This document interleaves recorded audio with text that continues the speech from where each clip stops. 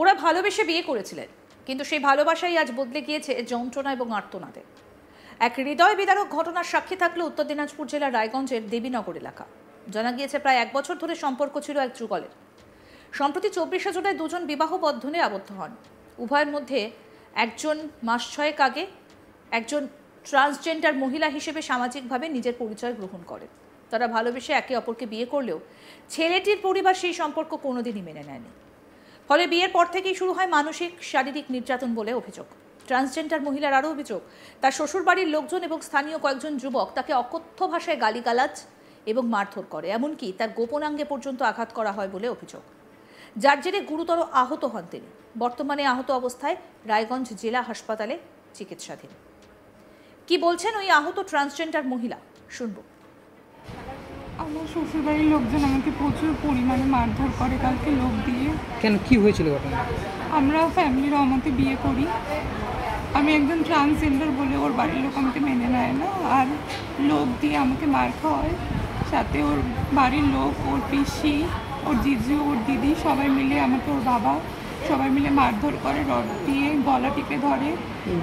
প্রচুর ব্লিডিং হয়, আমার পুরো ওর বাড়ির সামনেটা পুরো ব্লিডিং হয়। দেন আমার মারার চেষ্টা করে, আমি যেহেতু ট্রান্স, ওরা চেষ্টা করে আমার।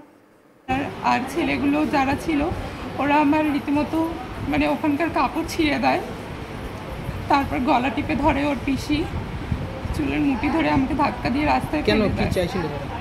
ওরা চাইছে মানে আমাকে কোনোদিনও মেনে নিবে না, যেহেতু আমি ট্রান্সজেন্ডার একজন, সেই জন্য। কতদিন ধরে আপনাদের সম্পর্ক?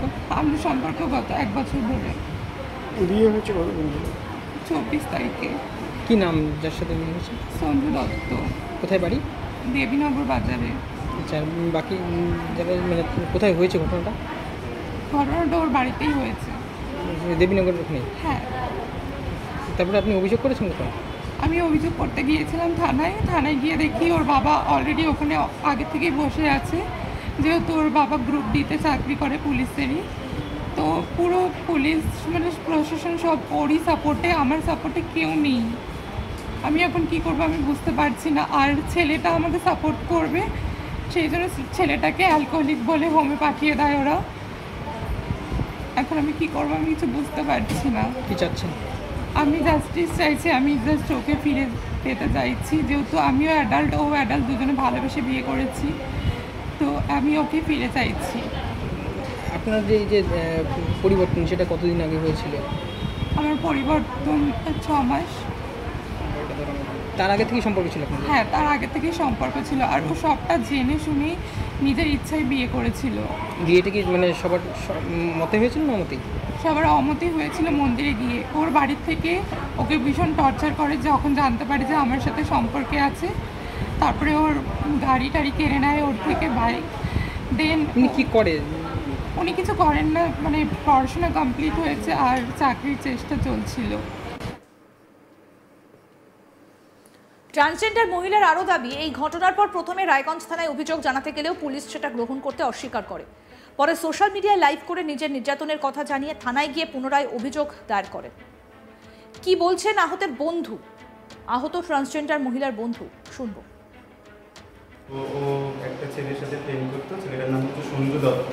তো আমার বান্ধবী হচ্ছে ট্রান্স, ও ছেলে থেকে মেয়ে হয়েছে।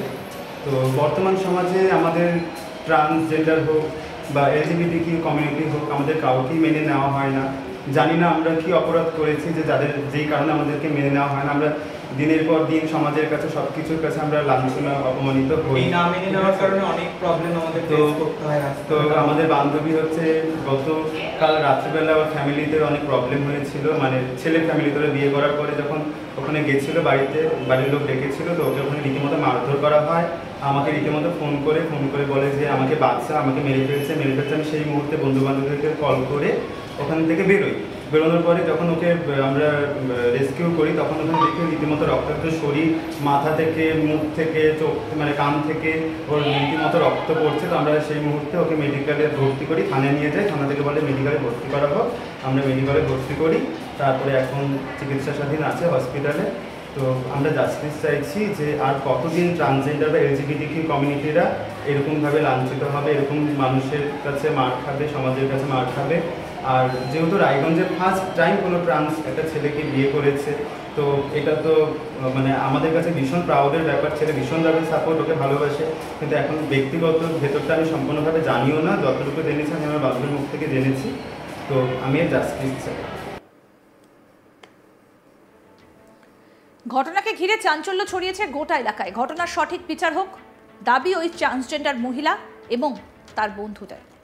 ভালোবেসে বিয়ে করেছিলেন যুগলে এবং তারপরেই এই ঘটনার ঘটলো। এবং যে ট্রান্সজেন্ডার মহিলা অভিযোগ করছেন যে তারা ভালোবেসে বিয়ে করেছিলেন কিন্তু শ্বশুর বাড়ি থেকে সেটা মেনে নেয়নি, সেই ভালোবাসাই আজ বদলে গিয়েছে যন্ত্রণা এবং আর্তনাদে।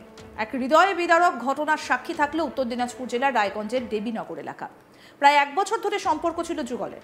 সম্প্রতি 24শে জুলাই দুজন বিবাহ বন্ধনে আবদ্ধ হন। উভয়ের মধ্যে একজন মাস 6 আগে এক ট্রান্সজেন্ডার মহিলা হিসেবে সামাজিকভাবে নিজের পরিচয় গ্রহণ করেন। তারা ভালোবেসে একে অপরকে বিয়ে করলেও ছেলেটির পরিবার সেই সম্পর্ক কোনোদিনই মেনে নেয়নি। ফলে বিয়ের পর থেকে শুরু হয় মানসিক এবং শারীরিক নির্যাতন।